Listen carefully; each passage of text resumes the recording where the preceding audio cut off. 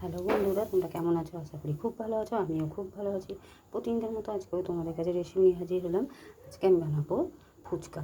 ফুচকা অনেক রকমভাবে খেয়েছো, দোকানে বা বাইরে বা ঘরেও। আমিও আজকে ঘরোয়া উপায়ে ফুচকা বানাবো, একদম সহজ পদ্ধতিতে। কীভাবে বানাবো, কী কী উপকরণ লাগছে সমস্ত সব কিছু তোমাদের সাথে শেয়ার করে দেবো। চলো বন্ধুরা, তার জন্য কী কী উপকরণ নিয়েছি দেখো। প্রথমত দেখিয়ে দিচ্ছি, তেঁতুল ভিজিয়ে নিয়েছি।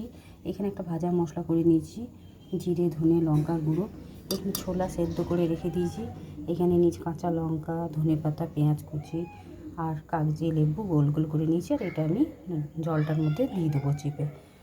এখানে নিয়ে নিয়েছি ময়দা আর সামান্য পরিমাণে 1 চিমটা মতো নুন দিয়েছি। এখানে সুজিটা আমি ভিজিয়ে রেখে সুজি নিয়েছি, দেখতেই পাচ্ছ 1 বাটি, ছোটো বাটি হাফ বাটি নিয়েছি ময়দা। আর এখানে নিয়ে নিয়েছি আলু। প্রথমে আলুটাকে মেখে নেব আর জলটাও তৈরি করে নেব। তার জন্য আমি জলের মধ্যে ভাজা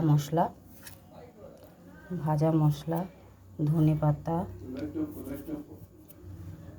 কাগজি লেবু যে গোল গোল এগুলো করে রেখেছি সেইগুলো দিয়ে দেবো।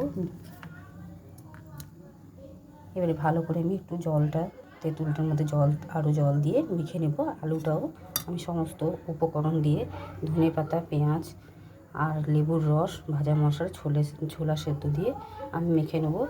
আর ময়দাটাকেও সুজির সাথে মেখে নেব। তারপর তোমাদের কাছে ফিরে আসছি। দেখো বন্ধুরা, আমি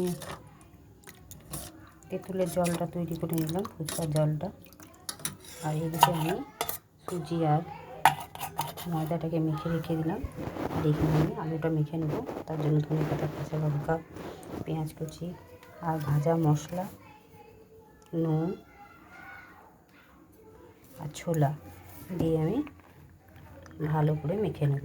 তাহলে আমার উপকরণগুলো রেডি হয়ে যাবে। তারপর আমি বেলে নেব বড় রুটির মতন করে। দেখো বন্ধুরা, গোল একটা রুটির মতন তৈরি করে নিলাম। এবারে আমি এইরকম একটা ঢাকা নিয়ে নিয়েছি। এইভাবে গোল গোল করে আমি প্রত্যেকটা কেটে নেব একবারে, তাহলে অনেকগুলো হয়ে যাবে। এইভাবে বাকিগুলো সবগুলো আমি একই রকমভাবে কেটে নিয়ে তারপর তোমাদের কাছে ফিরে আসছি।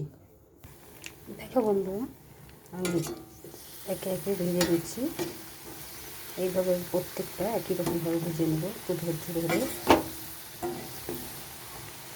তোমরাও একবার হলেও বাড়িতে এইভাবে বানিয়ে খেয়ে দেখবে, আর দোকানে যাওয়ার কোনো প্রয়োজন হবে না।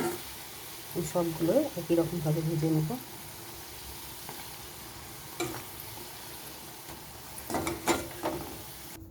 দেখো বন্ধুরা, ফুচকা আমার তৈরি হয়ে গেল। তোমরা অতি অবশ্যই একবার হলেও বাড়িতে বানিয়ে খেয়ে দেখবে। আমি ছোটো বড়ো 2 রকম সাইজের বানিয়েছি, দেখতে পাচ্ছ আওয়াজটা কতটা মুচমুচে হয়েছে।